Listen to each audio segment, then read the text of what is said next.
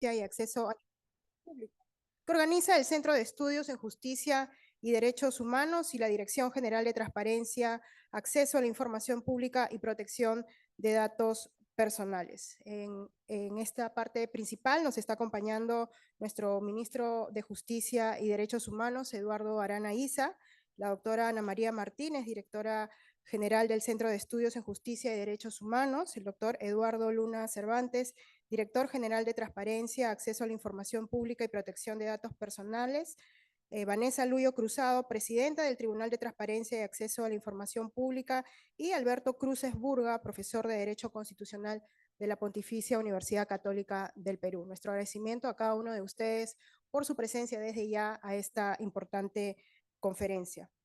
Como se ha mencionado, hoy 28 de septiembre celebramos este Día Internacional del Acceso Universal a la Información, reconociendo la importancia del acceso a la información. Precisamente, la 74 Asamblea General de las Naciones Unidas proclamó el 28 de septiembre como el Día Internacional del Acceso Universal a la Información a nivel de las Naciones Unidas en 2019. Esta jornada había sido proclamada por la Conferencia General de la UNESCO en 2015. Para la bienvenida a esta importante conferencia, en el marco de este día tan importante, vamos a dejar en uso de la palabra a la doctora Ana María Martínez, directora general del Centro de Estudios, a quien le brindamos un fuerte aplauso.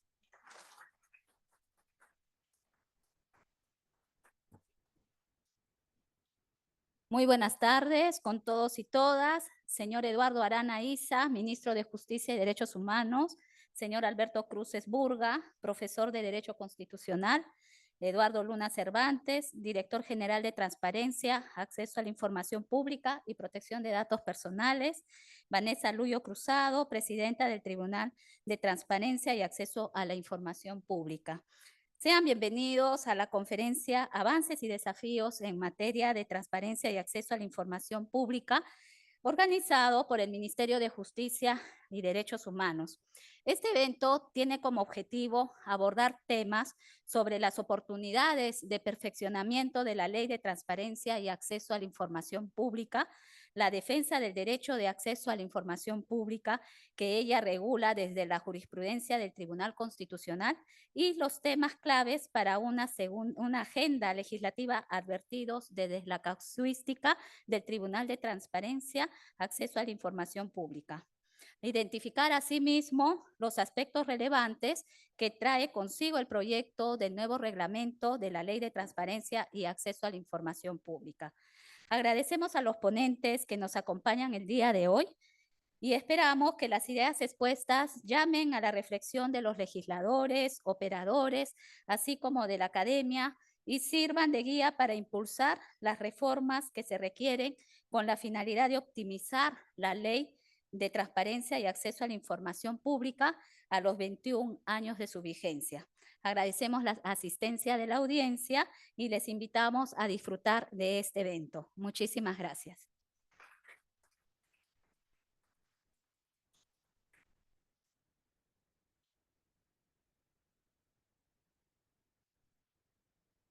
A continuación, para la inauguración de nuestra conferencia, vamos a dejar en uso de la palabra al ministro de Justicia y Derechos Humanos, Eduardo Arana Isa, a quien también recibimos con un fuerte aplauso.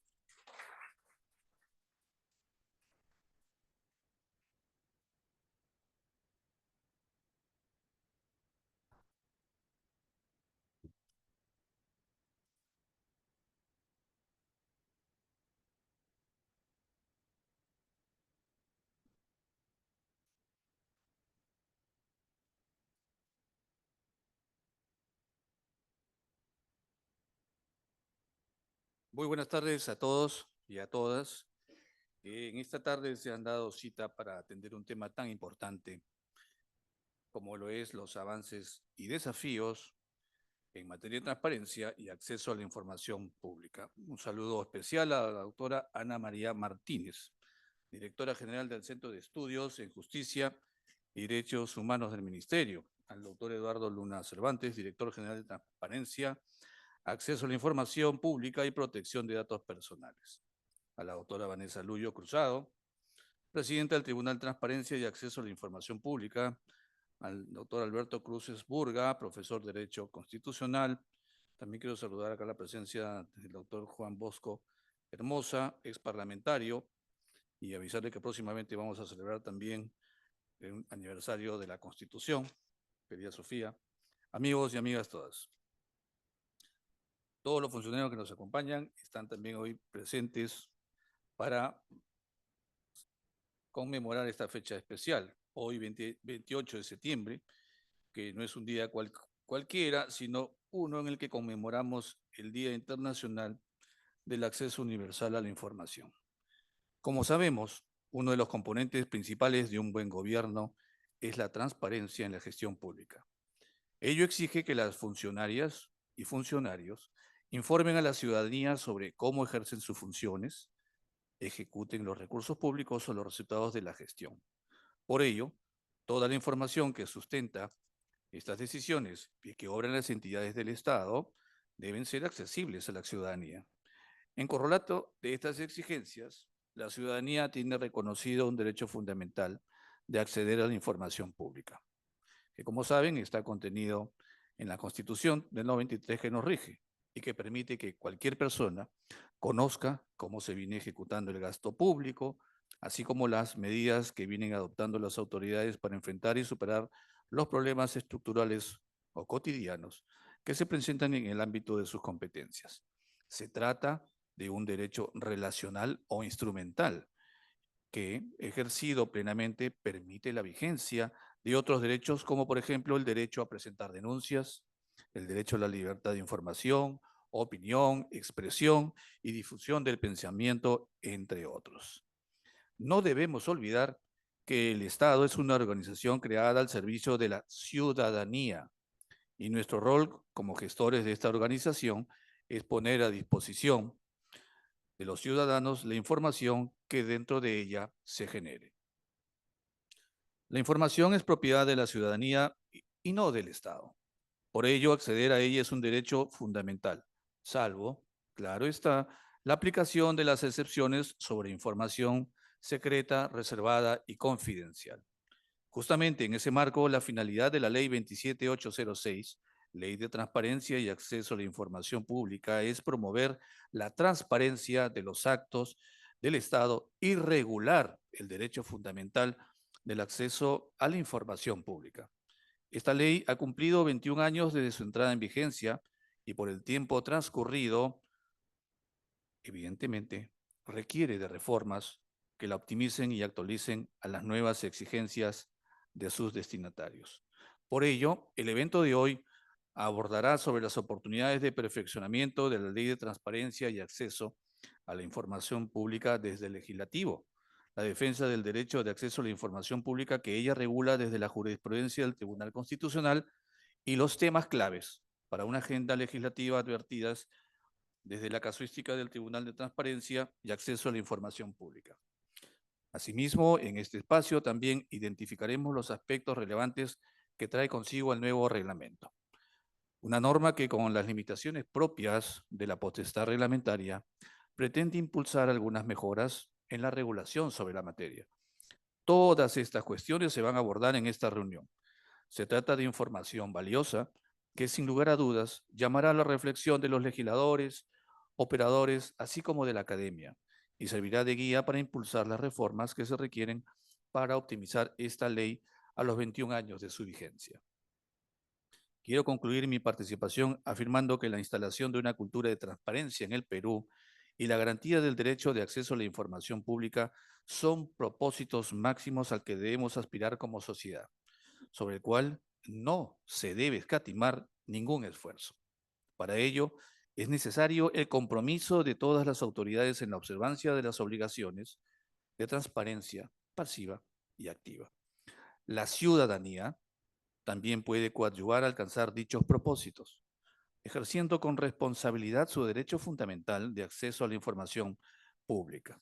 Finalmente, me piden que declare inaugurada, así que hago lo que me dicen aquí y declaro inaugurada la conferencia Avances y Desafíos en Materia de Transparencia y Acceso a la Información Pública. Muchísimas gracias.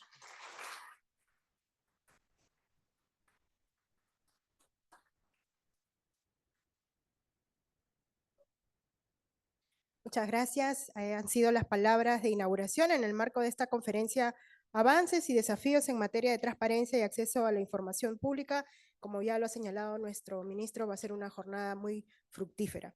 Vamos a pedirle a nuestras autoridades permitirnos una foto de ellos. Sí, vamos a ponernos de pie, por favor, en este lado primero, agradeciendo desde ya la participación de nuestro ministro, quien debe seguir cumpliendo su agenda programada de actividades, pero dada la importancia de esta fecha y de esta actividad que se ha organizado en nuestro ministerio, hemos contado con su participación. ¿Sí? Y ahora vamos a hacer una segunda. Sí, vamos a hacer una segunda fotografía con todos los participantes que nos están acompañando en esta oportunidad. A todos, por favor, acompañarlos. Sí, hay que bajar. Sí. Bajamos, por favor. Bajamos. Por favor, al señor Alberto Cruces, que nos está acompañando también en esta tarde especial. Y todos nos ponemos de pie, por favor, para poder participar de esta fotografía grupal, para dar cuenta de esta importante actividad académica que se organiza en el Ministerio de Justicia y Derechos Humanos en el marco del Día Internacional del Acceso a la Información.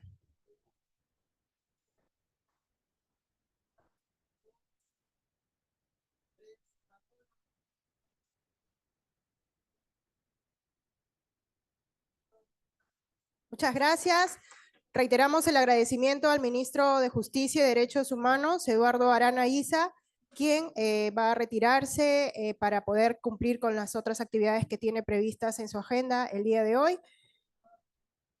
Solamente hacemos una breve pausa para continuar con las exposiciones que ya están programadas en esta oportunidad. Se hubieran quedado. Ya. Bueno, voy a dejar en uso de la palabra entonces a Jimmy Torres del Centro de Estudios para la continuación de la moderación de este importante evento. Adelante, Jimmy.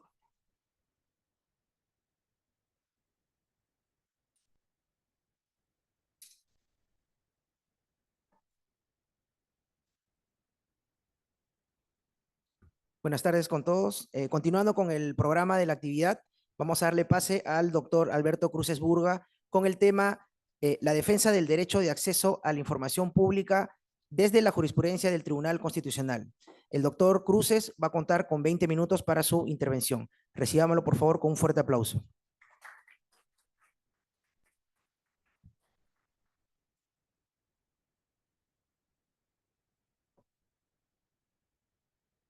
Buenas tardes con todos y todas, señores funcionarios y funcionarias del Ministerio de Justicia, de la Dirección de Transparencia y Acceso a la Información Pública, Protección de Datos, Tribunal de Transparencia y todos quienes nos acompañan el día de hoy.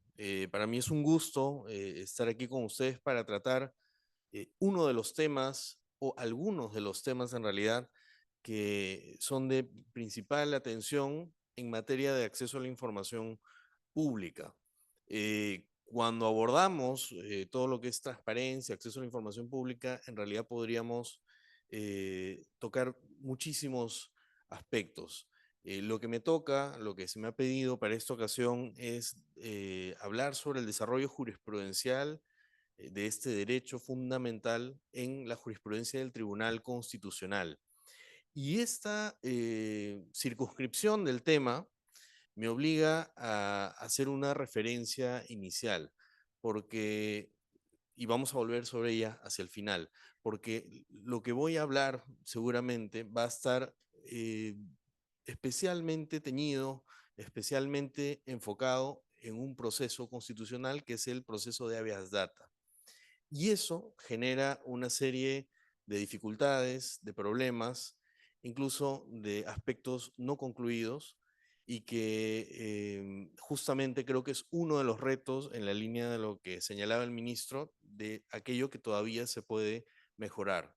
Y es cómo hacer conversar mejor un sistema de protección, de tutela de derechos fundamentales a nivel jurisdiccional con el habeas data y cómo hacer funcionar esto en paralelo o en conjunto con un sistema administrativo como el que concluye con el Tribunal de Transparencia, que ya ha tenido una serie de importantes avances en los últimos años, como su misma jurisprudencia y sus resoluciones lo demuestran, así como una autoridad de transparencia que también a través de sus resoluciones ha brindado lineamientos importantes sobre cómo proteger mejor este derecho.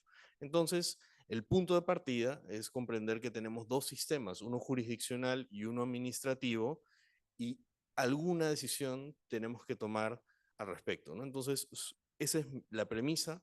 Sobre ella quisiera volver hacia el final de la exposición, pero para llegar a ese punto, yo quería plantearles en realidad 6 reflexiones, que son 6 temas distintos, no son temas que estén estrechamente relacionados uno con el otro, pero son 6 temas que considero han ido apareciendo de forma muy potente en la jurisprudencia del Tribunal Constitucional y que nos llevan a esta discusión, ¿no? La elección es arbitraria, desde luego, como siempre, porque podrían ser 10, podrían ser 15 temas, me he circunscrito solamente a 6, pero creo que nos van a ser de especial interés para todos. El primero de ellos, y también para respetar el tiempo que nos corresponde, es la discusión sobre la concreción del derecho a acceso a la información pública y cuál es su posición dentro de una teoría de los derechos fundamentales, que suena a un tema muy teórico, muy complejo.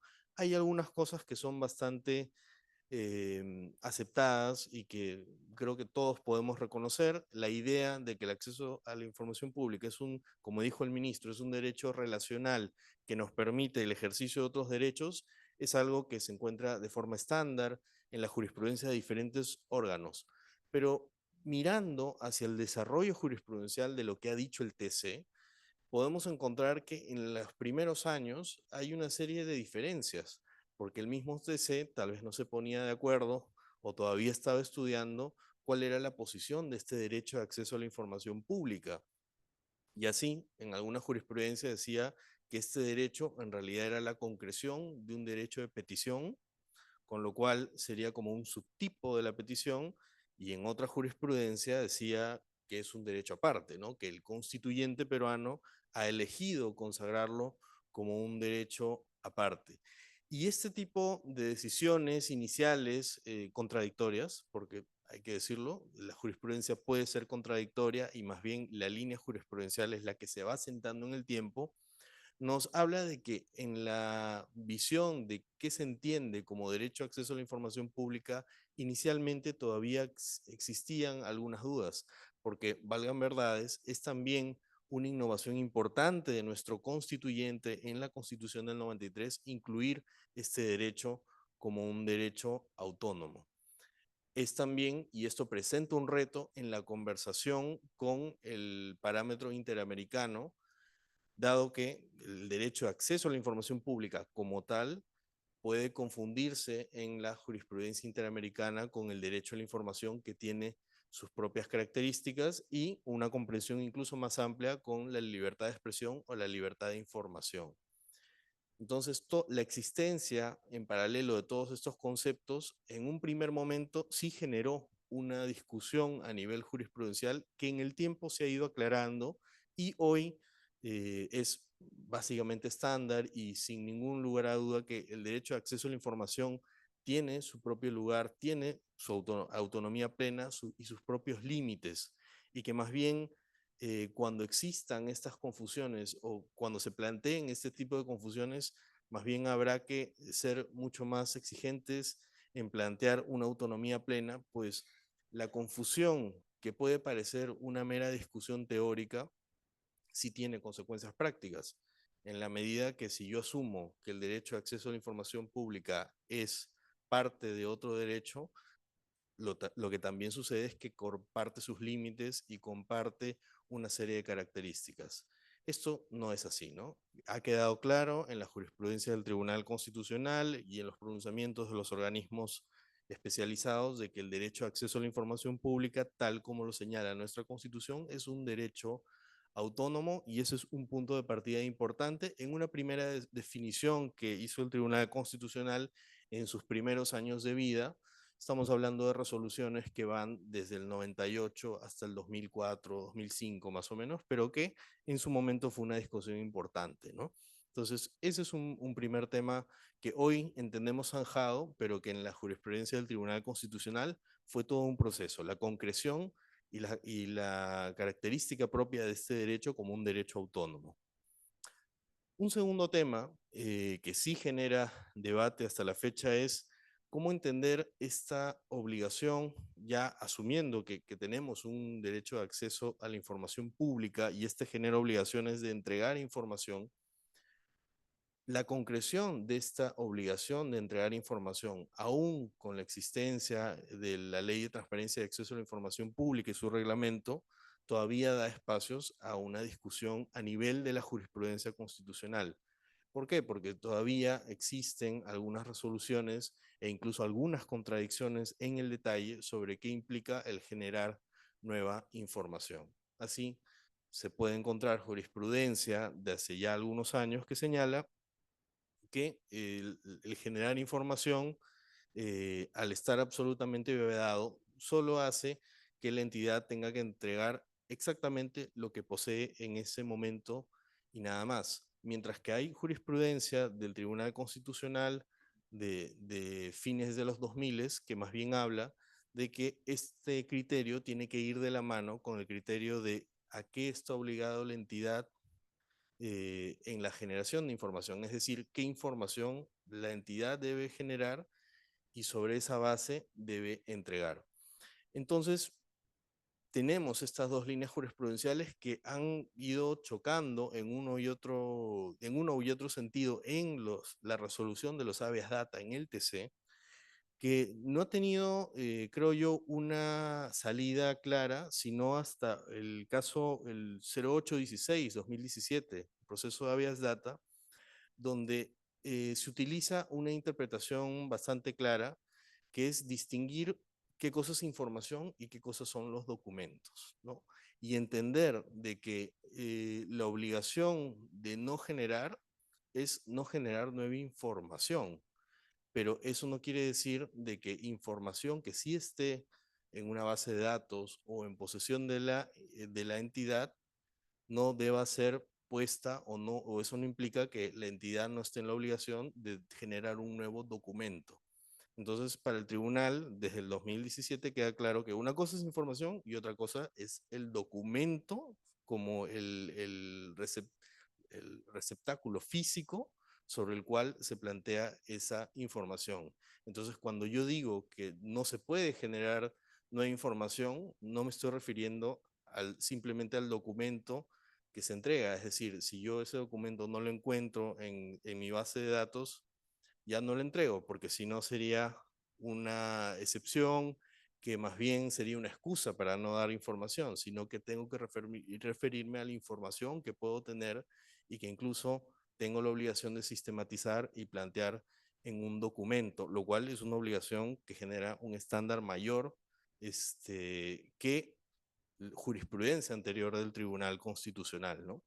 Y esa distinción sobre la generación es una discusión que también se ha planteado en esta sede, ¿no? Entonces también ha habido idas y vueltas en lo que significa generar información, entregar documentos y el parámetro hoy existente, ¿no? Que creo yo debe ser el que se plantea a partir del 8/16/2017.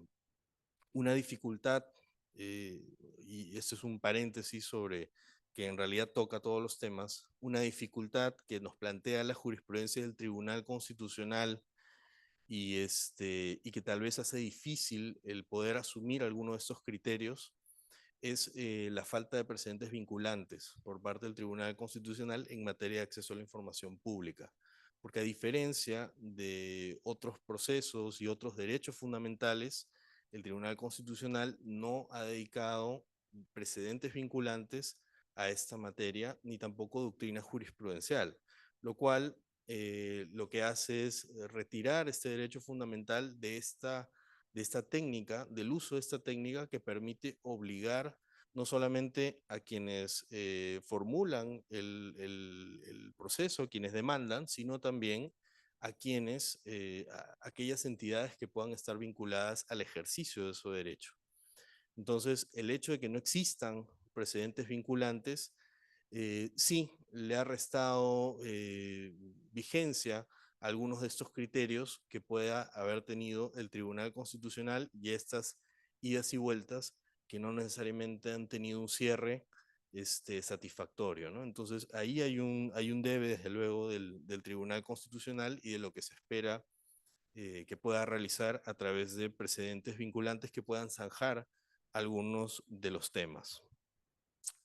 Otra línea jurisprudencial, un tercer tema, es el de los obstáculos para el acceso, ¿no? Donde el tribunal sí ha tenido algunas resoluciones, algunos pronunciamientos interesantes, referidos, por ejemplo, a la ubicación geográfica de las personas que plantean la solicitud, cuando ha habido casos en los que, por ejemplo, la solicitud se le ha exigido a la persona que la plantee en Lima, siendo la persona residente en otra ciudad del país, ¿no? Ese tipo de situaciones que se han dado en el contexto de solicitudes de acceso a la información pública, el Tribunal Constitucional las ha resuelto claramente y las ha considerado obstáculos irrazonables para el acceso a la información pública. Luego, por ejemplo, también hay alguna resolución donde se ha planteado un tema que entra tal vez o podría entrar en colisión con una herramienta que utilizamos, que es la posibilidad de solicitar alguna precisión sobre la información que nos están solicitando, ¿no? El Tribunal Constitucional en algún caso también ha dicho de que el pedir una precisión podría significar en algunos casos un obstáculo para el acceso a la información pública. Ahora, sobre esto sí hay que poner un asterisco, ¿no? Porque este criterio que adoptó el tribunal es un criterio absolutamente pertinente para ese caso en concreto. Eso no quiere decir que cada vez que yo pida una precisión sobre una solicitud de acceso a la información, esta va a ser arbitraria o va a ser un límite irrazonable, sino que dependerá del caso y de la forma en que ha sido planteada la solicitud. En el caso concreto, la persona había planteado una solicitud sobre todos los documentos referidos a determinado tema en determinado tiempo.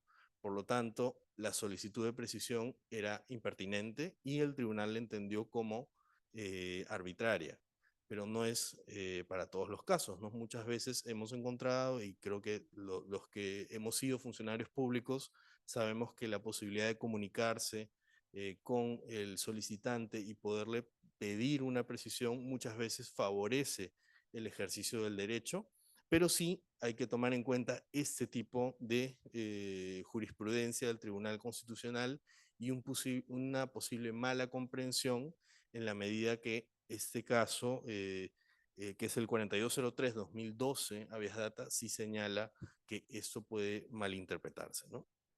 Entonces, en obstáculo para el acceso, sí tenemos algunos temas que hay que tomar con pinzas en la jurisprudencia del Tribunal Constitucional. Luego, otra línea interesante, nuestro cuarto tema, es el de los sujetos obligados, ¿no? Porque en la jurisprudencia del Tribunal Constitucional, también en algún momento, si bien la ley de transparencia aclaró bastante este punto, encontró la jurisprudencia algunos espacios que todavía estaban no tan claros y que incluso habían llevado a una jurisprudencia equivocada del mismo tribunal, ¿no? Y me refiero específicamente al caso de las empresas estatales o las empresas donde hay una actividad empresarial del Estado, porque en esos casos, durante bastante tiempo, el mismo tribunal había aplicado el criterio que tiene la Ley de Transparencia y Acceso a la Información Pública para empresas privadas que ejercen servicios públicos, con lo cual los pedidos de acceso a la información, las solicitudes enviadas a empresas del Estado, se les aplicaba criterios más restrictivos que estaban pensados para empresas privadas. El Tribunal Constitucional, en en su jurisprudencia hizo también un cambio en el caso 3994-2012, habeas data, hizo un cambio, un viraje en esta jurisprudencia y más bien planteó de que las empresas estatales, al ser o al cumplir una finalidad pública y estar bajo el control del Estado, no se les aplicaba el criterio de empresas privadas que ejercen servicios públicos, sino el que se aplica para cualquier otra entidad pública, con lo cual no había una restricción sobre cuáles eran los temas sobre los cuales se podía acceder a la información pública. Entonces, hay desde allí también un desarrollo importante en cuanto a los sujetos obligados. Uno de los temas más actuales probablemente sea el del derecho al olvido, nuestro quinto tema a desarrollar. Y es que si bien no es en estricto un tema de derecho de acceso a la información pública, es un tema que se vincula estrechamente y que va a exigir una serie de, o un pronunciamiento al menos, que pueda desarrollar con bastante claridad cuáles son los alcances de este derecho y cómo es que este derecho al olvido, que el Tribunal Constitucional en una jurisprudencia reciente ha entendido como incorporado a nuestro parámetro de derechos fundamentales, puede poner en riesgo o puede afectar el derecho a la información, el derecho de acceso a la información pública, entre otros derechos. El Tribunal Constitucional resolvió hace muy poco, en el 3041-2021, habeas data, eh, sobre la existencia de este derecho al olvido en el reclamo de un ciudadano que pretendía que noticias que se referían a sus antecedentes en casos de delitos muy graves fueran desaparecidos de las plataformas virtuales y de las bases de datos de algunas entidades públicas y privadas.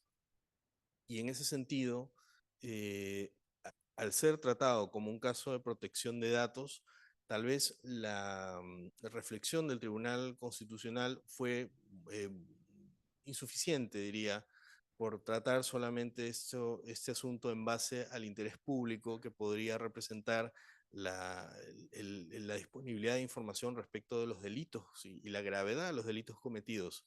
Sin embargo, y tal vez lo que correspondería en una jurisprudencia mucho más ilustrativa es precisamente plantearlo no en términos solamente de interés público y un derecho a protección de datos, sino como lo que realmente es, un conflicto entre derechos. Y si se plantea como un conflicto entre derechos, eso implica que el Tribunal Constitucional o un órgano que tenga que resolver este tipo de casos tenga que aplicar la metodología para resolver conflictos entre derechos, que es o bien la delimitación y el poder reconocer claramente los límites internos y externos del derecho para resolver el conflicto, o directamente un test de proporcionalidad, que, que eso implicaría que haya un desarrollo de cuáles son esos derechos que entran en conflicto con este derecho al olvido o un supuesto ejercicio del derecho al olvido. Y esto implica, desde luego, y esto sí, plantearlo tal vez como crítica al Tribunal Constitucional, que pueda en sus resoluciones desarrollar con mayor detalle cuáles son los alcances de estos otros derechos y por qué está eligiendo que prime uno sobre el otro, ¿no? En el caso referido, simplemente hizo referencia a que la información sobre delitos era de interés público y por lo tanto no correspondía el derecho al olvido, argumento que si bien puede resolver el caso en lo inmediato, en términos de motivación, no nos dice mucho ni nos da muchas señales sobre cómo se está entendiendo este derecho, cómo es que se ha incorporado en nuestro ordenamiento y cómo en todo caso puede ser un límite muy severo para el acceso a la información pública y la libertad de información. Y por último, uno de los temas, tal vez más procedimentales, pero no por eso menos importantes, es el del abuso del derecho, que creo que quienes son funcionarios responsables de acceso a la información pública es algo que conocen muy de cerca o incluso lo han sufrido, ¿no? En carne propia. Y es estas solicitudes que a veces podemos tener o podemos recibir, que son a todas vistas fuera de lugar, ¿no? Que en realidad queda muy claro de que existe un ánimo de simplemente generar una sobrecarga en la administración y no realmente acceder a una información pública. Pero, dada la situación y dadas las presunciones que están planteadas en nuestra normativa y en la comprensión del derecho, este tipo de situaciones son difíciles de resolver, ¿no? Y el Tribunal Constitucional, en una jurisprudencia y frente a continuos casos, lo que planteó fue esta figura del abuso del derecho, ¿no?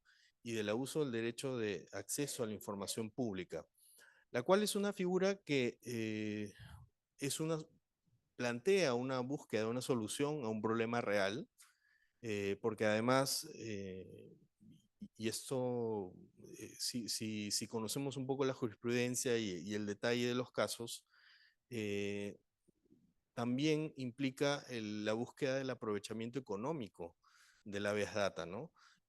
Porque en la forma en que se plantean estos habeas data, algunos de quienes los plantean en este ánimo de abuso del derecho, lo que buscan no necesariamente es la concreción del derecho, sino el que haya una denegatoria y que eventualmente se puedan cobrar los costos del proceso, ¿no? Y dado que el habeas data es un proceso que no es costoso en sí mismo, que es muy fácil de ponerlo, sí puede generar un rédito económico para quienes hagan un abuso de este derecho, que es lo que se vio en muchos de estos casos que resolvió el Tribunal Constitucional. ¿Cuál es el problema de la figura del abuso del derecho, o por lo menos la forma que la abordó el Tribunal Constitucional? Que si bien se puede incluir, la solicitud en sí misma sí es atendible, y si es información que está en posesión de la entidad, esa demanda no podría y no debería ser en ningún caso declarada infundada, sino que en todo caso sería fundada, quitándole la posibilidad de cobrar cualquier costo, o si hubiera algún cambio normativo, podría ser declarada inadmisible. Pero eso tiene un riesgo, porque podría quedar en manos de un juez la posibilidad de declarar inadmisible algo que sí pueda ser atendible. Entonces, es una situación compleja, pero es una situación que creo que requiere ser discutida a nivel legislativo, desde la jurisprudencia, desde el Tribunal de Transparencia, la autoridad de transparencia. Creo que se han dado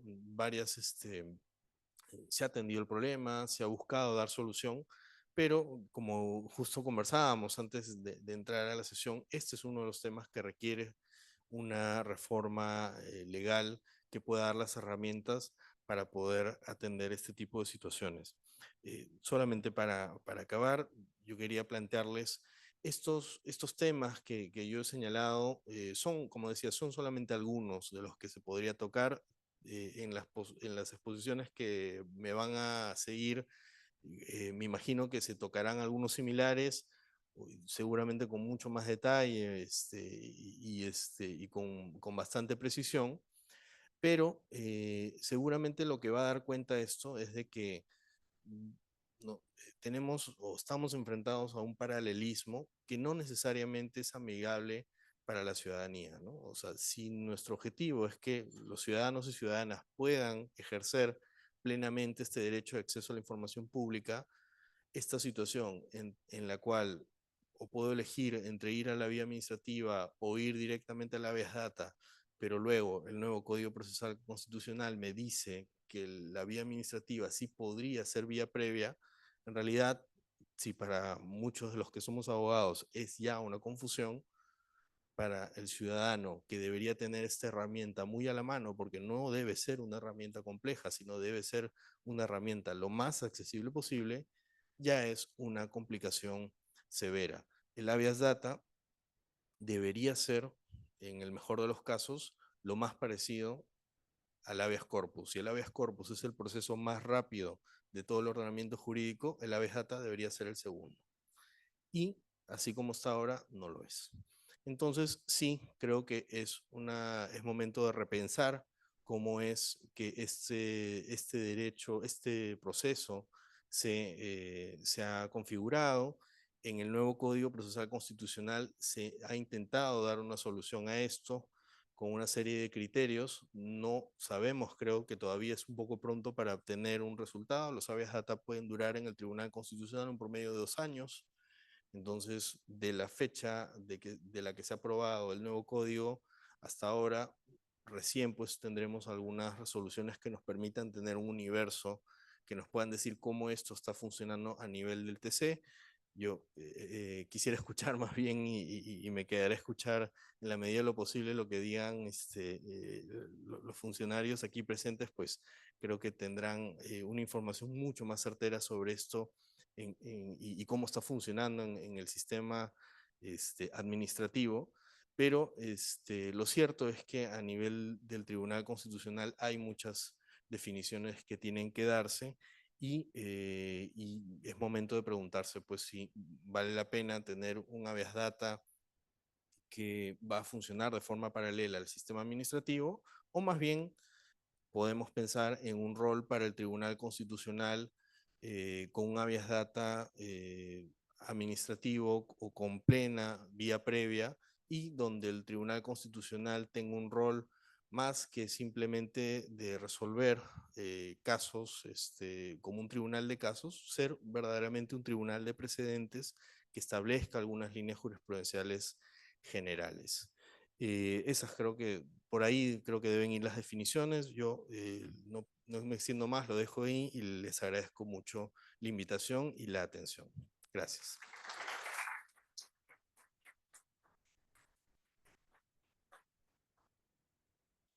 Agradecemos la participación del doctor Alberto Cruces y continuando con el programa, vamos a dar pase al doctor Eduardo Luna Cervantes, quien es director general de la Autoridad Nacional de Transparencia y Acceso a la Información Pública, con el tema Un nuevo reglamento para optimizar la Ley de Transparencia y Acceso a la Información Pública. Le damos también, por favor, un fuerte aplauso.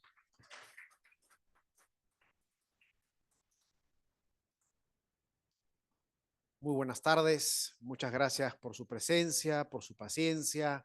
Gracias Vanessa, Alberto, Ana María, las directoras aquí presentes. Es una fecha importante, es una fecha que no puede pasar inadvertida en el Ministerio de Justicia y Derechos Humanos, que está abocado siempre a promover este componente tan básico, tan importante para la democracia, como es la transparencia y el acceso a la información pública. Y como corresponde al sector justicia, estamos en permanente revisión de nuestra jurisprudencia, revisión de nuestras normas y tratar de apuntalar algunos cambios para mejorar el diseño normativo institucional en este campo que nos interesa. Así que en lo que a mí refiere, me voy a circunscribir algunas de las novedades que plantea el reglamento de transparencia y acceso a la información pública que estamos promoviendo desde el sector justicia. No sé si la luz nos ayuda para la visualización, tal vez apagar esta luz del frente, de aquí. Perfecto, así creo que vemos todos mejor. El 13 de junio del 2023 salió publicada la resolución ministerial prepublicando este reglamento de la Ley de Transparencia y Acceso a la Información Pública e inaugurando un periodo de un mes para recibir sugerencias y opiniones del público. Como ustedes bien saben, un reglamento tiene límites y aquí se han tocado algunos de los temas que bien debería abordar una ley de transparencia modificada, ¿no? Qué duda cabe que contar con una nueva institucionalidad, un organismo técnico especializado, con más recursos, más integrador de la lógica de transparencia, de protección de datos, es una aspiración organizacional y creemos que el Perú, tarde o temprano, adquirirá esos estatus de institucionalidad que se requieren. Como no, también abordar la cuestión de la potestad sancionadora o el abuso del derecho, que veo que todos ustedes han asentido, se nota claramente que el público es funcionarios públicos. Es evidente, los grandes problemas de la ley de transparencia se tienen que resolver con modificaciones legales. Mientras tanto, hasta que la coyuntura política permita impulsar ese tipo de reformas, tenemos un reglamento que ya es un reglamento que tiene su tiempo. Como ustedes ven en esta línea del tiempo, en el año 2003 se dio el reglamento actual de la Ley de Transparencia.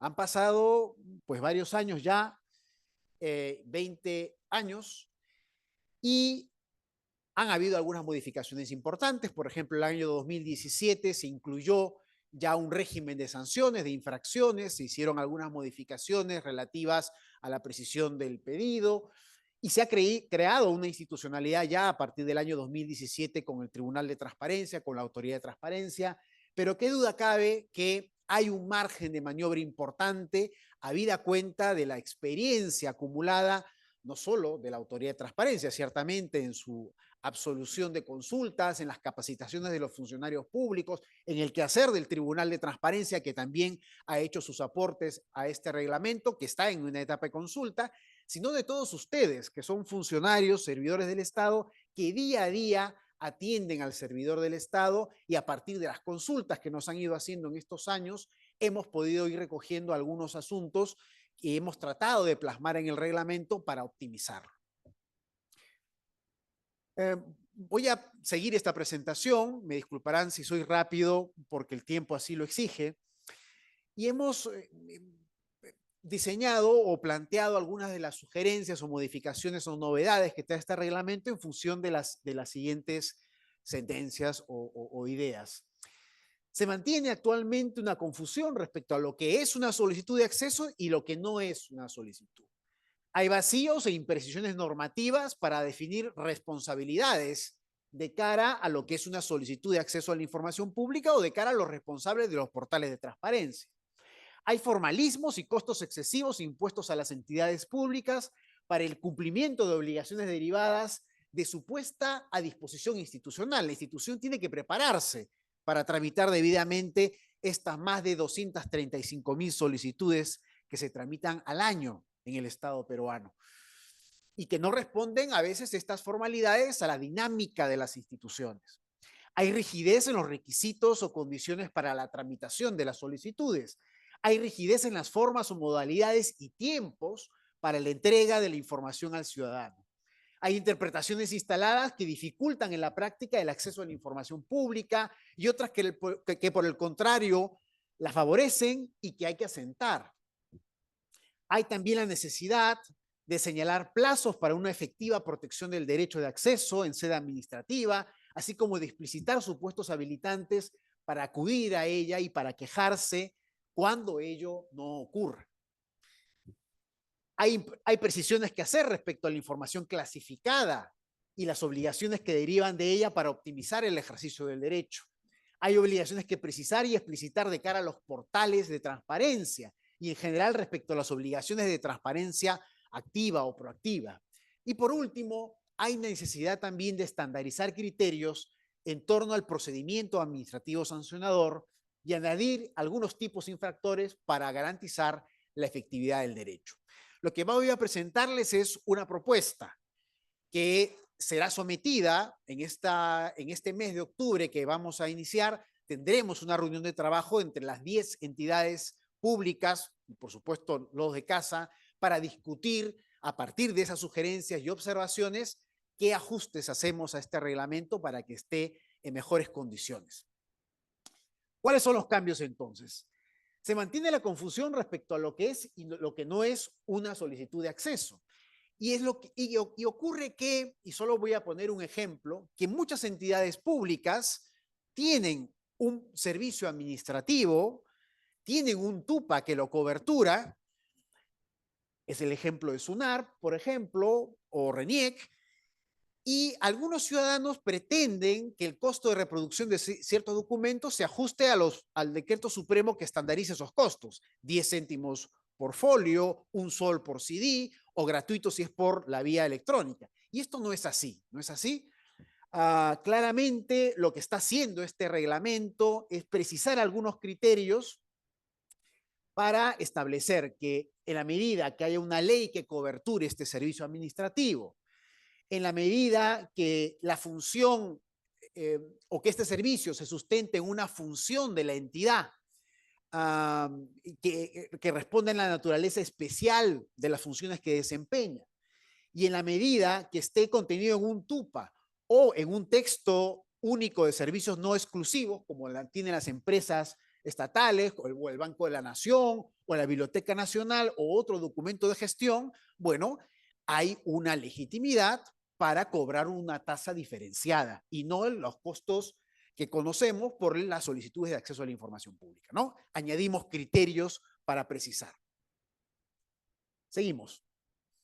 Decíamos que habían vacíos e imprecisiones respecto a los roles que cumplen distintos actores en este esquema, y claramente los hay.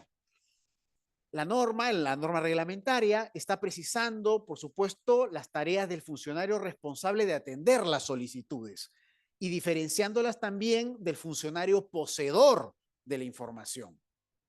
Un funcionario responsable de atender las solicitudes, que es la puerta de entrada y de salida de las solicitudes, lo que tiene que hacer es hacer un seguimiento del cumplimiento de los plazos. Tiene que comunicar el uso de la prórroga al ciudadano o la denegatoria, pudiendo revisarse esta última conforme a la ley. Tiene que haber una evaluación mínima sobre estas cuestiones. Pero quien tiene que sustentar la negativa a entregar o no la información es el poseedor de la información, no el FRAI, ¿no? Tiene que identificar defectos u omisiones en los requisitos obligatorios de la solicitud y requerir la subsanación de los mismos, un análisis preliminar de estas solicitudes. Si el ciudadano se equivocó y no era esa entidad la que tenía que entregar información, lo propio es que el FRAI encauce esa solicitud externamente y comunique al ciudadano que ha encauzado esa solicitud para que el ciudadano pueda hacerle seguimiento.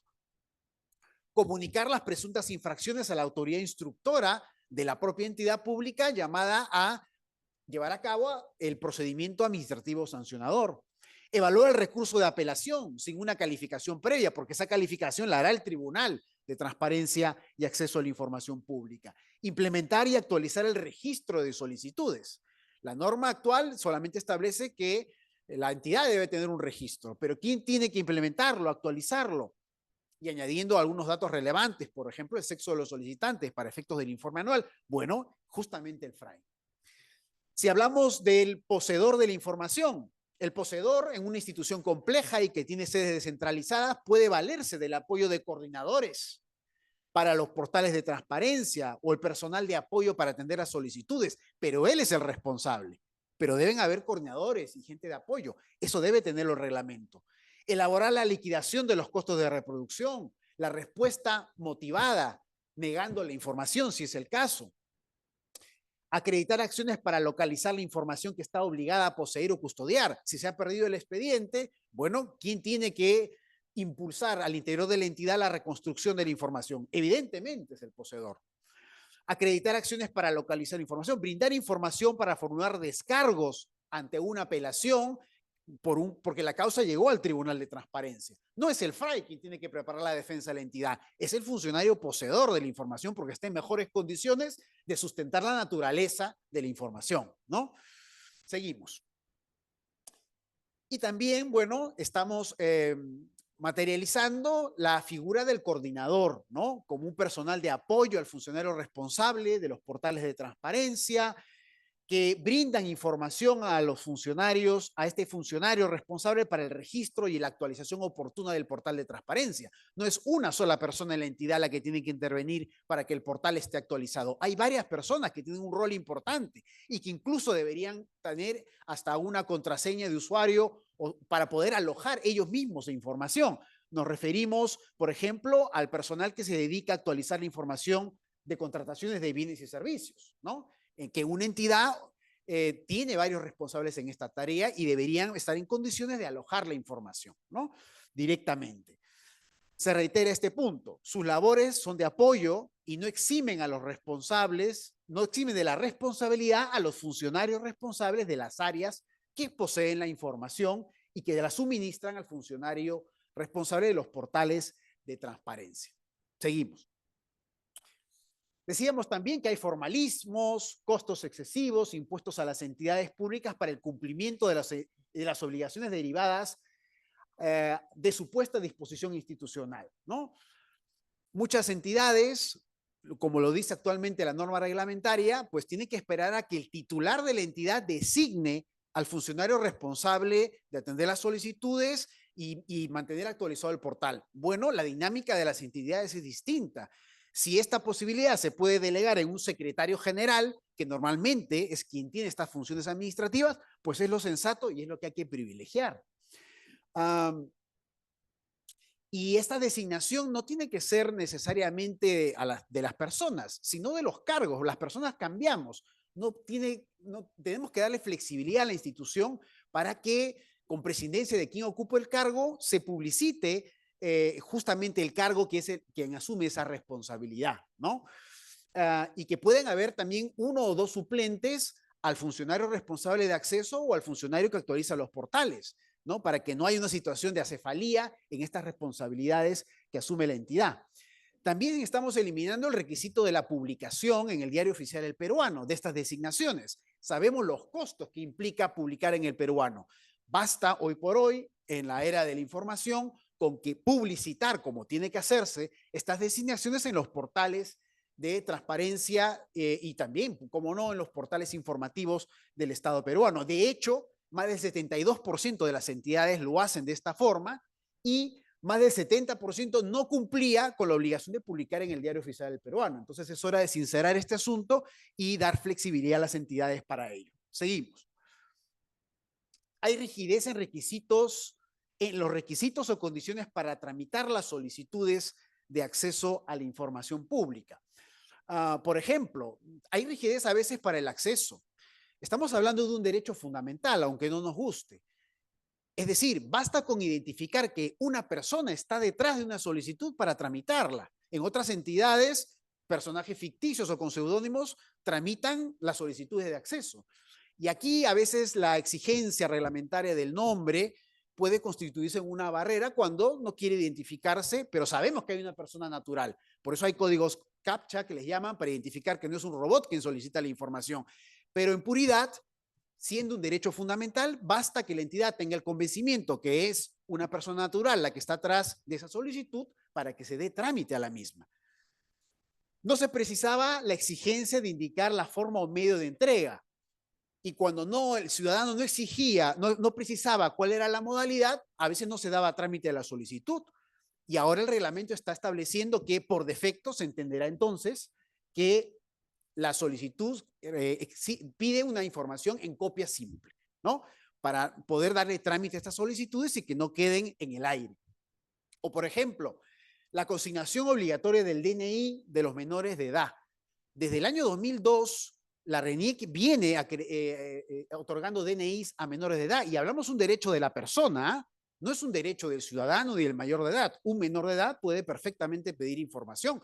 Y si hoy por hoy los menores están identificados, bueno, puede ser perfectamente admisible pedir la consignación de un DNI en el caso de un menor. O correo electrónico, requisito obligatorio. ¿Por qué tiene que serlo? Solo tendría que serlo si el ciudadano pide que la información se le entregue por la vía del correo electrónico. Nada más. ¿Por qué expedir más requisitos de los que hacen falta, ¿no? O la entrega de información física por oficinas descentralizadas o desconcentradas.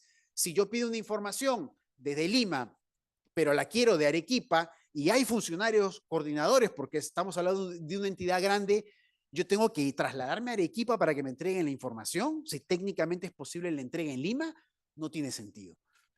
Son estas rigideces que queremos superar con esta nueva norma reglamentaria. Seguimos. Hay rigidez en las formas y modalidades y tiempos para la entrega de información al ciudadano. La exigencia de acreditación del encauzamiento externo. Se debe acreditar con cargo o registro de ingreso para el seguimiento por el solicitante. Una rigidez más. Si voy a encauzar la solicitud porque te has equivocado, esta no es la entidad, tiene que ser esta otra, bueno, yo acredito esto consignando cuál es el número de ingreso para que el propio ciudadano haga un seguimiento de esa solicitud que se ha hecho a otra entidad pública. O la entrega única o cronograma en la prórroga y cambio de la forma de entrega a acceso directo. Bueno, aquí prontamente el Tribunal de Transparencia, también la Autoridad de Transparencia y la buena práctica de ustedes, entidades públicas, ha hecho que la sensatez se imponga. Y cuando hay pedidos voluminosos y no se puede establecer en una fecha cierta la entrega total de la información, se ha admitido la posibilidad de un cronograma, cuando el solicitante es de buena fe, para una entrega progresiva de la información. ¿Por qué no incluirlo en el reglamento y dar esa facilidad? O si es una información voluminosa, ¿por qué no cambiar la modalidad de entrega y darle un asiento y una mesa al ciudadano para que tenga un acceso directo a la información, sin necesidad de tener que reproducir durante meses la misma? Promoción del uso del correo para notificaciones, acuse automático y posibilidad de enviar información mediante enlace a la nube. Hoy por hoy estamos limitados a la capacidad de los correos electrónicos para almacenar información y remitirlos, cuando la buena práctica, ya materializada tanto por las resoluciones del tribunal como por la autoridad, establece que con un enlace en la nube que tiene más capacidad, puedo ahí indicarle al ciudadano que acceda a la información y no tener que mandar 50 correos electrónicos porque la capacidad de servidor de la entidad no lo permite, ¿no? Igual el acuse de recibo. Basta con que una entidad tenga un sistema, un software de notificación que permite acusar recibo, es decir, que el correo de respuesta se envió al correo señalado por el ciudadano para que se entienda por cumplida la obligación. Si eso técnicamente es posible, pues deberíamos admitirlo y reconocerlo así en el reglamento. La imposibilidad de cobrar fedateo o certificación, esto ya ha sido plasmado en el Tribunal Constitucional, en la jurisprudencia del Tribunal de Transparencia. Sabemos que hay una actividad extra de la administración, pero lo cierto es que no se puede establecer estas formalidades adicionales cuando se trata de las solicitudes de acceso a la información. Y también darle partida de independencia al supuesto que habilita la prórroga. Actualmente la posibilidad de prórroga está atada a la información voluminosa y a que haya escasez de recurso humano. Y tienen que ser dos cosas independientes. La sola solicitud que contenga información voluminosa ya justifica de por sí hacer uso de la prórroga. No tengo que justificar, además, que tengo un personal escaso. Por supuesto que todos lo hacemos, pero deberíamos reconducirnos a la lógica de la ley, no del reglamento actual, ¿no? Y bueno, sé que estamos con el tiempo, correré porque creo que hay algunas cosas importantes y creo que entonan perfectamente con el trabajo de ustedes. Hay interpretaciones instaladas que dificultan en la práctica el acceso a la información pública y otras que por el contrario la favorecen y que deberíamos privilegiar, ¿no? Hoy por hoy, ustedes y nosotros hemos estado en este péndulo de las horas y las fechas ciertas del día cero, cuando llega la solicitud. Esto está, en ese aspecto ya el reglamento que prepublicamos está desactualizado del último decreto supremo 075, donde sabemos que las 00 horas hasta la hora de atención al público, ese es el momento cero en que se presenta la solicitud. Y hasta las 23:59 minutos se entiende ingresado al día siguiente. Si la solicitud llega en ese rango, se entiende que ha ingresado al día siguiente, ¿no? Esto hay que popularizarlo, por supuesto. En nuestras jornadas de capacitación tenemos que difundirlo y tenemos que plasmarlo en el reglamento, ¿no? Que es la última versión de este decreto supremo 075 del año 2023, que establece cuál es la fecha de ingreso y a partir de cuándo contamos esos 10 días hábiles, ¿no?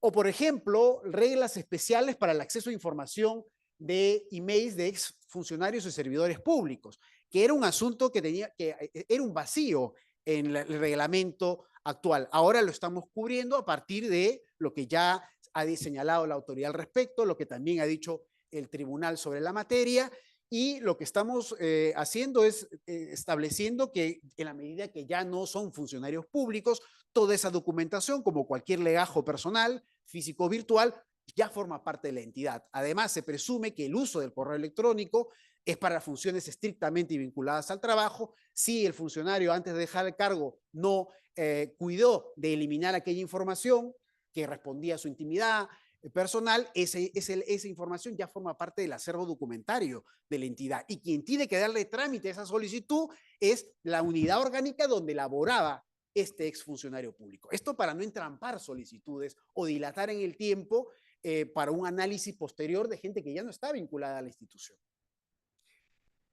Finalmente, o ya por terminar, existe la necesidad de señalar plazos para una efectiva protección del derecho en sede administrativa, así como de explicitar supuestos habilitantes para acudir a ella y para quejarse cuando ello no ocurra, ¿no? Cuando una entidad nos establece un plazo irrazonable para entregarnos la información, bueno, esa irrazonabilidad también puede ser cuestionada ante el Tribunal de Transparencia y Acceso a la Información Pública, y de hecho ya hay casuística que así lo establece.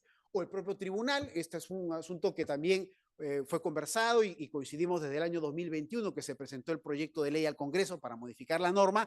Creíamos importante que también se establezca un plazo para declarar la admisibilidad de las apelaciones, ¿no? 20 días hábiles, amén, luego del plazo que tiene, por supuesto, el tribunal para emitir una resolución una vez admitido el recurso de apelación, que como saben son 10 días hábiles. Queja por defecto de tramitación, cuando la entidad no eleva la apelación, eso también ocurre. Uno puede presentar su recurso ante el propio tribunal o puede hacerlo ante la propia entidad. La entidad tiene que elevar ese recurso al tribunal. Si no lo hace, ¿qué ocurre? Ni siquiera estaba establecido como un régimen, como una infracción. Es algo y ni siquiera se podía poner una queja por defecto de tramitación. Ahora se está previendo esta figura.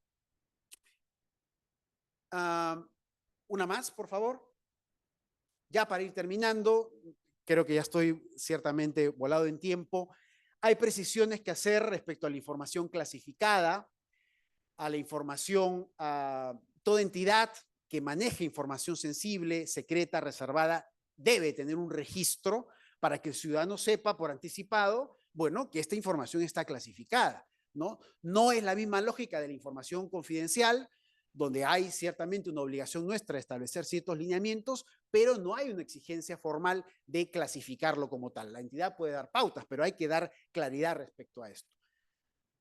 Finalmente, o casi finalmente, hay una serie de mejoras que hacer en términos de los portales de transparencia.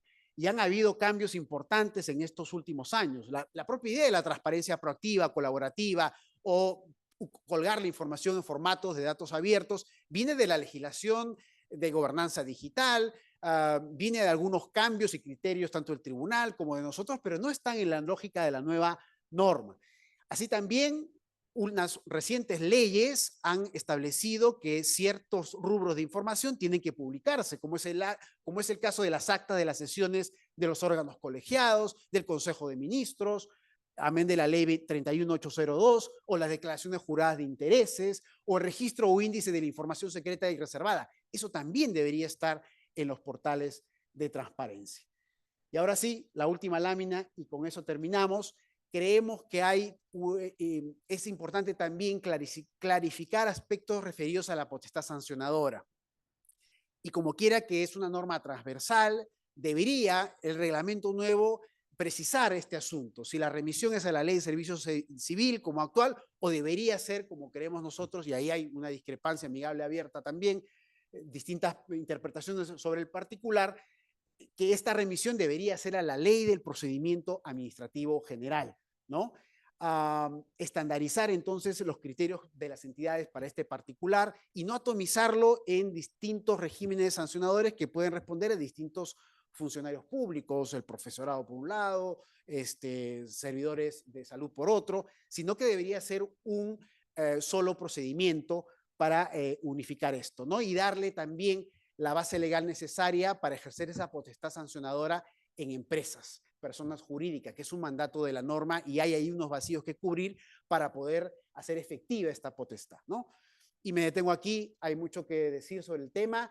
El tiempo de la consulta del reglamento ha concluido, pero ustedes, por supuesto, como funcionarios servidores públicos que tienen esa experiencia práctica, siempre podrán enviarnos alguna comunicación al correo de la Autoridad de Transparencia para, dado que estamos en este trámite y todos buscamos el mismo objetivo, perfeccionar este reglamento nuestro de la Ley de Transparencia y Acceso a la Información. Muchas gracias por su atención.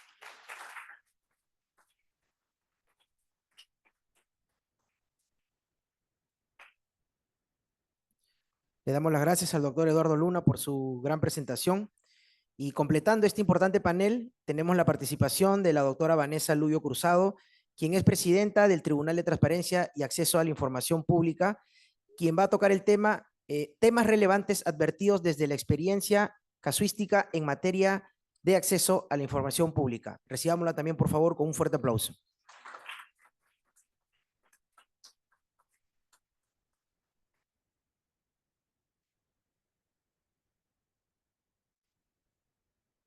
Buenas tardes con todos. Buenas tardes en especial con los miembros del panel de honor. Buenas tardes con todos los presentes. Agradezco en primer lugar la oportunidad que se me presenta de conmemorar junto con todos ustedes esta fecha tan especial como es el Día Internacional de Acceso a la Información, en representación del Tribunal de Transparencia y Acceso a la Información Pública. Avance, por favor. Que fue conformado a través del Decreto Legislativo 1353 como el órgano que tiene como función esencial resolver los recursos de apelación que presentan los ciudadanos ante la denegatoria de sus solicitudes de acceso a la información pública.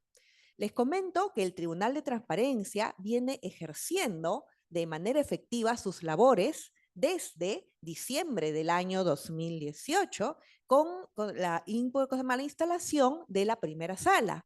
Esto fue reforzado con la instalación de la segunda sala en enero del 2020. También resaltar que desde que empezó a sus funciones hasta la fecha, el tribunal ya ha resuelto más de 10.000 recursos de apelación presentados por los ciudadanos. Esto, sin duda, implica y da a ver una preocupación de la ciudadanía por conocer y por fiscalizar el desenvolvimiento de la gestión pública, que por supuesto forma parte de su derecho esencial a la libertad de expresión y a la libertad de opinión, como un elemento esencial de toda sociedad democrática. Es así que el trabajo del tribunal ha coadyuvado a que los ciudadanos puedan ejercer de manera efectiva este derecho tan importante. El trabajo viene siendo arduo y me enorgullece decirlo, ha venido siendo realizado de manera autónoma, imparcial por parte de todos sus integrantes. En este camino recorrido, por favor, en este camino que ya hemos recorrido y de estos más de 10.000 expedientes que les comento que hemos resuelto, el tribunal ha detectado diversos casos recurrentes, importantes, y a través de los cuales ha plasmado criterios resolutivos uniformes. Estos han sido plasmados en 2 documentos denominados lineamientos resolutivos. ¿Con qué objetivo? Basándonos, por supuesto, en la normativa vigente de la ley y el reglamento de transparencia y acceso a la información pública, así como teniendo en cuenta el principio de confianza legítima que está regulado en la Ley de Procedimiento Administrativo General, tenemos así, adelante por favor, tenemos así los lineamientos resolutivos que se dirigen a que tanto la ciudadanía como las entidades puedan conocer criterios uniformes que permitan dar eficacia a su participación en el procedimiento de acceso a la información pública, dando celeridad también a este procedimiento. En el año 2021 se aprobó el primer documento que les comento. El texto completo se encuentra publicado en la página web del Tribunal de Transparencia.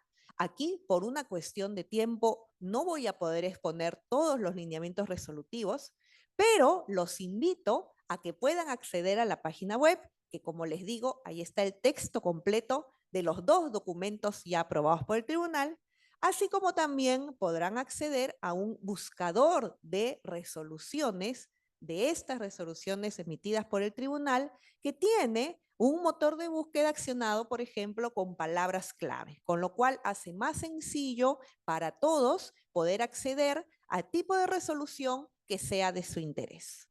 Siguiente, por favor. Voy a exponer, como les digo, algunos de los lineamientos que ya han sido aprobados y vienen siendo utilizados en la labor resolutiva del tribunal. El que les muestro acá se refiere a que las entidades públicas siempre deben tener en cuenta una interpretación razonable del petitorio que presenta el ciudadano en su solicitud. Esto dirigido a poder atender de manera satisfactoria esta solicitud. ¿Qué quiere decir esto? El ciudadano no siempre tiene todos los datos que pueda dar a la entidad para obtener la información que desea. Tendrá algunos, pero no todos. Le llamamos a esto asimetría informativa porque la entidad es la que posee la información y es la que conoce todos los datos que pueden llevar a buscarla y a entregarla consecuentemente. Entonces, en ese sentido, como la entidad está en mejor disposición de conocer estos datos, es quien debe, utilizar esa información para poder así atender satisfactoriamente al ciudadano. Siguiente, por favor. Las entidades en todo momento deben buscar otorgar una respuesta a las solicitudes de acceso a la información que sean, en primer lugar, exhaustivas.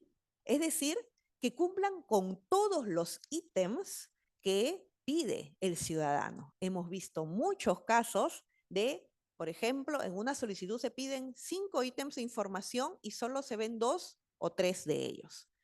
Otro tema muy importante mencionar aquí también es la congruencia, es decir, la respuesta de la entidad debe corresponder a lo que efectivamente se ha pedido, no contestar otra cosa. Entonces, y siempre, por supuesto, contestando de manera clara y precisa respecto a lo que ha pedido el ciudadano. Siguiente, por favor. En este caso hemos tratado el tema de los colegios profesionales. ¿A qué me refiero? Ya que los colegios profesionales son instituciones autónomas de derecho público, el tribunal considera en sus resoluciones que están bajo el alcance de la ley de transparencia. ¿Qué quiere decir esto? Que los ciudadanos están en su perfecto derecho de pedir información que haya emitido o que posea ese tipo de colegios profesionales. Siguiente. Este es el caso de que la entidad reciba, por ejemplo, una solicitud de información que pueda requerir una precisión. Digo, pueda requerir porque en algunos casos la entidad alega a que se requiere una precisión, pero no es así. Entonces, esto no se debe utilizar como un instrumento para obstaculizar la atención de la solicitud. Entonces, en los casos en que efectivamente sí se requiera una precisión del petitorio, las entidades tienen un plazo de 2 días hábiles para pedir la subsanación, la precisión de este petitorio. ¿Y qué pasa si no fuera así? Es decir, si no lo piden en este plazo que les indico, debe darse por admitida. Es decir, por recibida la solicitud y debe ser atendida en los términos en que ésta ha sido dada. Siguiente, por favor. Este es un punto que, si bien va por el tema formal, también debe ser muy tenido en cuenta por las entidades. ¿En qué sentido? Constituye un obstáculo al derecho de acceso a información pública el que no se atienda la solicitud en la forma que ha requerido el recurrente. ¿A qué me refiero? El formato. Puede pedir el recurrente copia simple, copia fedateada, puede pedir la remisión por correo electrónico. Hay diversas formas. Este último de correo electrónico, que es de manera gratuita y es cada vez más popular, teniendo en cuenta el auge de las nuevas tecnologías, ¿no? Y sobre todo teniendo en cuenta el periodo de pandemia que hubo, cada vez es más utilizado. El ciudadano tiene derecho y la entidad debe cumplir en la forma en que ha sido requerida. Siguiente. Este aspecto resulta medular en el sentido que estamos hablando de un derecho fundamental, de un derecho constitucional como es el acceso a la información pública. ¿A qué me refiero? Cuando una entidad quiera alegar que la información está protegida por una excepción a este derecho constitucional, la entidad tiene la carga de probar que esta información se encuentra protegida. ¿Qué quiere decir esto? Que no basta con alegar o citar o copiar el artículo 16 o 17 o 18 de la Ley de Transparencia, que son las que regulan las excepciones a este derecho. Tiene que haber una fundamentación, una sustentación, tanto en los hechos como el derecho, para explicar cómo este supuesto calza en el supuesto jurídico que regula la excepción. Siguiente. Hablando también de las excepciones, que como le digo es un aspecto medular a entender para no obstaculizar el derecho de acceso a la información pública, siempre debe tenerse en cuenta que estas excepciones son reguladas a nivel legal. ¿Por qué digo esto? Porque se nos ha presentado en diversos expedientes, en diversos casos, que las entidades alegan normas de rango infralegal para justificar una excepción al derecho de acceso a información pública. Por ejemplo, se citan directivas, se citan lineamientos, procedimientos o cualquier otro tipo de norma que no tiene rango legal.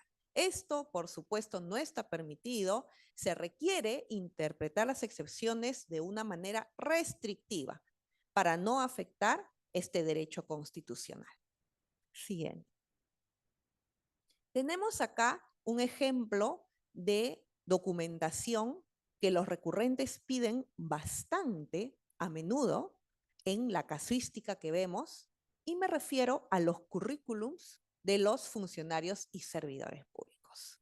Se presentan casos bastante frecuentes. El tribunal ha interpretado ya repetidas veces que este tipo de documentación tiene carácter público. ¿Por qué? Consideramos que la ciudadanía tiene el derecho de escrutar que efectivamente se aplique el principio de meritocracia que debe regir en todo proceso de selección de un funcionario o servidor público. Por supuesto, no hay que olvidar que en un currículum puede haber información confidencial. ¿A qué me refiero? Por ejemplo, los datos de contacto del trabajador, su domicilio, su correo personal, su número de celular personal. Estos datos, si son confidenciales, pertenecen al ámbito, datos personales, y por lo tanto, al momento de entregar la documentación del currículum, la entidad debe cuidar de tachar o segregar este tipo de información. ¿Por qué? La ley de transparencia permite que se entregue la información pública y se oculte la información que pueda estar protegida por alguna excepción. Así se salvaguarda el derecho del ciudadano. Siguiente. Acá tenemos otro ejemplo de documentación que también pide bastante a menudo los recurrentes, y vemos en la casuística que las entidades deniegan su entrega alegando que pertenece a la esfera íntima del trabajador, servidor o funcionario público. Me refiero a las boletas de pago. El tribunal ha interpretado ya en diferentes resoluciones que este tipo de información constituye información pública. Es así que los montos de los ingresos individualizados por cada trabajador sí deben ser difundidos y conocidos por la ciudadanía. Por supuesto, en las boletas también puede haber información confidencial, como por ejemplo lo que es los descuentos que se puede realizar a un trabajador, que se basan en motivos de índole privado. Por ejemplo, un préstamo que pueda haber adquirido este trabajador. Este tipo de información, al resultar confidencial, también se tacha antes de la entrega para así poder atender la solicitud del ciudadano. Siguiente. Otro tipo de ejemplo de información pública y que también es pedido de manera recurrente es aquella referida a la contratación de personal. Me refiero, por ejemplo, a lo que son las bases de los concursos de selección, las evaluaciones académicas que se realiza a los postulantes. Todo este tipo de información, el tribunal ya ha considerado que se trata de información pública. Siguiente. En el año 2022 se aprobó el segundo documento, como les digo, denominado Lineamientos Resolutivos, para seguir con esta labor de difusión y que pueda orientar tanto a las entidades como a la ciudadanía para la adecuada participación en los procedimientos de acceso a la información pública. Siguiente. En los casos que les comentaba que las entidades puedan encontrar algún tipo de imprecisión en el petitorio de un ciudadano, resulta necesario que la entidad diga exactamente al ciudadano cuál es la imprecisión encontrada y de qué manera se puede subsanar. ¿Por qué lo digo? Porque ocurre muchas veces que lo que hace la entidad es decir, subsánese la solicitud, pero no dice en qué exactamente. Y el ciudadano no conoce qué es lo que debe señalar. Entonces el tribunal entiende que esto sí es una necesidad que las entidades apliquen esta buena práctica. Siguiente. Ese es un caso que se ha presentado más a menudo en los últimos años, como digo, ya después incluso de este periodo que hemos tenido de la pandemia por el COVID-19. La mayoría de personas recurre más a lo que es las copias a través de correo electrónico, que como conocemos tiene carácter gratuito. Pero sucede en algunos casos que el ciudadano solicita copias fedateadas, que sean remitidas a través del correo electrónico. En estos casos, el tribunal considera que sí se debe aplicar el costo de reproducción, que es el equivalente a copia simple, porque ya hay una labor de la entidad de fotocopiar el documento original para que el fedatario pueda realizar su labor y recién ahí poder digitalizar el documento para ser remitido vía correo electrónico. Entonces, en este caso sí se aplica el costo de reproducción, que bueno, ya está regulado actualmente el que es el de copia simple de 10 céntimos. Siguiente. En el caso de cuando las entidades alegan que la información requerida tiene carácter secreto o tiene carácter reservado, encontramos muchas falencias en lo que es el sustento de esta denegatoria. De acuerdo a la normativa de transparencia, resulta indispensable que cuando una entidad alegue que determinada información tiene el carácter de secreta o de reservada, debe sustentarlo con la resolución que clasifica esta documentación en particular con carácter secreto reservado. Y esa resolución debe cumplir con ciertos criterios. Por ejemplo, que debe ser suscrita por el titular de la entidad o el encargado determinado. Debe estar registrado. Entonces, es una serie de requisitos que impone la norma. No basta con simplemente alegar que la información tiene carácter de secreto o reservada. Siguiente. Tenemos acá otro tipo de documentación que requieren bastante a menudo los ciudadanos y que se refiere al registro de asistencia de los servidores o funcionarios públicos. Ya el tribunal también, en distintas resoluciones, ha determinado que esta información tiene carácter público. Recordemos que este registro de asistencia sustenta el pago a los trabajadores, el cual se realiza, por supuesto, con recursos públicos. Siguiente. Tenemos acá el caso de la información que se puede encontrar en los servicios de mensajería instantánea que ahora utilizamos bastante a menudo, tan populares como por ejemplo WhatsApp o puede ser Telegram, son algunos ejemplos. Entonces viene la pregunta, ¿la información que se contiene en estos aplicativos de mensajería instantánea que son utilizados por funcionarios o servidores públicos en los equipos de telefonía móvil que han sido asignados por las entidades? Para el tribunal, esta información constituye información que está protegida por el secreto de las telecomunicaciones, que está regulado en la Ley General de Telecomunicaciones. Por lo tanto, ante un pedido no se podría entregar este tipo de información. Siguiente. Para terminar, como les digo, por el tiempo no es posible comentarles todos los lineamientos, pero ya están invitados a conocer el texto completo. El caso de las notarías, que sabemos todos que son de carácter privado, sin embargo, el tribunal considera que al ejercer una función que es autorizada por el Estado, la documentación que se genera en ejercicio de esta función notarial sí tiene carácter público. Por lo tanto, cualquier ciudadano puede pedirla a través del procedimiento de acceso a la información pública. Con esto concluyo, agradeciéndoles nuevamente por su asistencia y atención. Gracias.